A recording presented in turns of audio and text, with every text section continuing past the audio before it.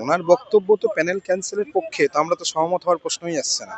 আমরা তো সবাই প্যানেল বাঁচাতে চাইছি, কারণ আমরা তো যোগ্য শিক্ষক। তো বিকাশ বাবুর সঙ্গে আমরা কোনোভাবেই সহমত নই।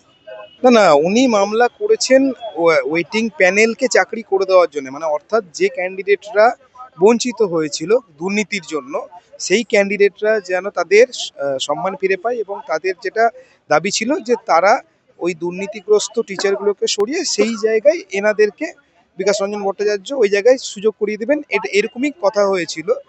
তো পরে দেখা গেল এনারা সমস্ত ধরনের তথ্য জোগাড় করে ওনার হাতে দিলেন।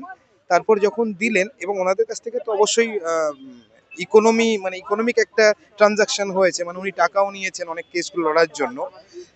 তো তারপর যখন প্যানেলটাকে বাঁচিয়ে দুর্নীতিগ্রস্ত টিচারদেরকে বার করে দিয়ে তাদের জায়গায় ওয়েটিং ক্যান্ডিডেটদেরকে নেওয়ার কথা, তখন হঠাৎ করে উনি বেঁকে বসলেন এবং উনি পুরো প্যানেল ক্যান্সেলের দাবি জানালেন।